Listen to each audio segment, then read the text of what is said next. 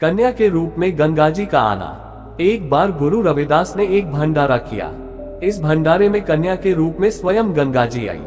कन्या के अलौकिक रूप पर एक राजा मोहित हो गया। उसने गुरु रविदास के पास संदेश भेजा कि इस लड़की के साथ मेरा विवाह करवा दो, नहीं तो तुम्हें दंडित किया जाएगा। गुरु रविदास ने जब ये बात गंगा जी से कही तो गंगा जी ने कहा, ये राजा है, ये सीधे ढंग से नहीं मानेगा और परेशान करेगा। इसको बारात लाने के लिए कह दीजिए। राजा धूमधाम से बारात लेकर गुरु रविदास के द्वार पर आया। लड़की के रूप में गंगा जी 16 श्रृंगार करके बाहर आई और कुंड में कूद गई। कुंड से जल की ऐसी धारा निकली जिसमें राजा और सारे बाराती डूब गए। सबको पता चल गया कि कन्या के रूप में स्वयं गंगा जी गुरु रविदास के पास आई थी। उल्टी गंगा का बहाना। समयानुसार गुरु रविदास के पिता का देहांत हुआ तो उनकी अर्थी लेकर गुरु रविदास गंगा के किनारे अंतिम संस्कार करने के लिए पहुंचे। वहां पंडों ने अंतिम संस्कार करने की अनुमति नहीं दी और कहा कि यहां से आधा मील पीछे आप ये क्रिया कर सकते हैं। सब लोग अर्थी को उठाकर आधा मील पीछे ले गए।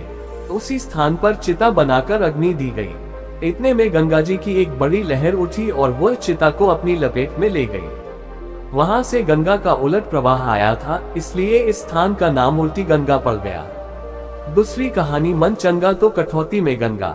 गुरु रविदास का नाम बनारस शहर और आसपास के इलाकों में बहुत प्रसिद्ध हो चुका था।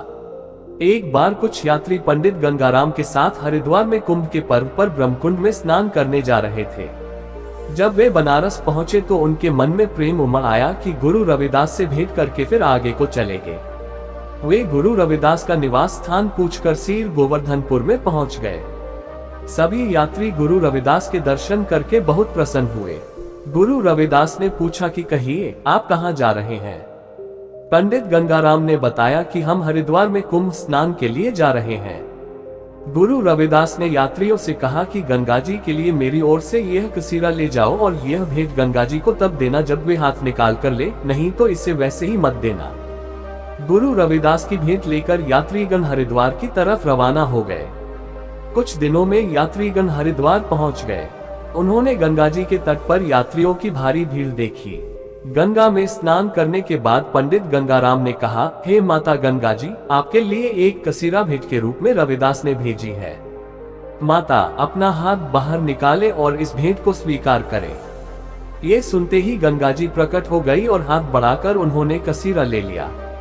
गंगा जी ने अपने हाथ का एक हीरे जड़ित कंगन गुरु रविदास के लिए भेंट किया और गंगाराम से कहा कि मेरी यह भेंट गुरु रविदास को पहुंचा देना।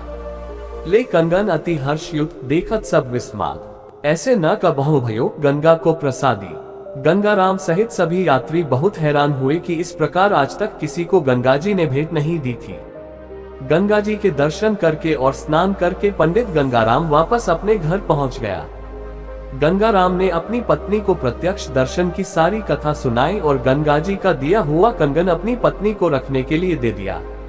कुछ दिनों के बाद पंडित गंगाराम की पत्नी ने कहा कि इस कंगन को बाजार में बेच दिया जाए, ये बड़ी कीमत में बिक जाएगा।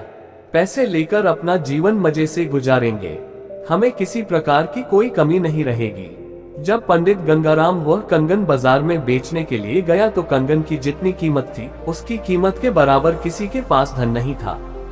जो भी सर्राफ कंगन को देखता था वह हैरान हो जाता था और कहता था कि ऐसा कंगन हमने पहले कभी नहीं देखा। तब कुटवारे सुध दई वाकई हाथ बिकाए, भूखन कंगन हाथ को बेचत जनिकाए। इस बात की खबर सिपाही के पास पहुंच गई कि एक आदमी बहुमूल्य कंगन बेचने की कोशिश कर रहा है। सिपाही गंगाराम को पकड़कर राजा के पास ले गए। राजा के पूछने पर गंगाराम ने सारी कथा कह सुनाई कि यह कंगन गंगा माता के हाथ का है, जिसे गंगा माता ने गुरु रविदास को पहुंचाने के लिए दिया था। सारी बातें सुनकर राजा चकित रह गया। राजा ने कहा कि गुरु रविदास को यहाँ बुलाया जाए और उनकी राय ली जाए। तब गुरु रविदास को सादर सभा में बुलाकर कंगन के बारे में पूछा गया। गुरु रविदास ने कहा कि यह कोई बड़ी बात नहीं है, अभी एक बर्तन में गंगा जल डालकर और कंगन उसमें डालकर ऊपर से कपड़ा देकर ढक दे। मन चंगा तो कठौती में गंगा। गंगा जी इस बात का फैसला कर देंगी। जैसा उन्होंने कहा, सारी सामग्री उसी ढंग से तैयार कर दी गई। तब गुरु रविदास ने गंगा जी को यह निर्णय करने के लिए कहा। जब कपड़ा बर्तन से हटाया गया तो 2 कंगन नजर आए। राजा और बाकी लोग ये देखकर बहुत प्रसन्न हुए। गुरु रविदास ने दोनों कंगन गंगाराम को दे दिए। अवर कहो इतिहास को भगवन जस सुखदानी, हरिद्वार यात्री मिलाए, तिन दर्शन जन के रिपाए। तिनको पूछा लखी रविदासा, जाहू कहाँ तुम ही सुख रासा। ब्रह्मकुंड गंगा स्नाना, नहावन चल तहाँ हम जाना। तब रविदास बचन अस भाखे, कीजे काज हठी मन राखे। एक छिसाया हमारा लीजे, मेरा गंगा की पही दीजे। हमरे नाम नले ही पसारी, नहीं दीजे तुम ऐसे गरी।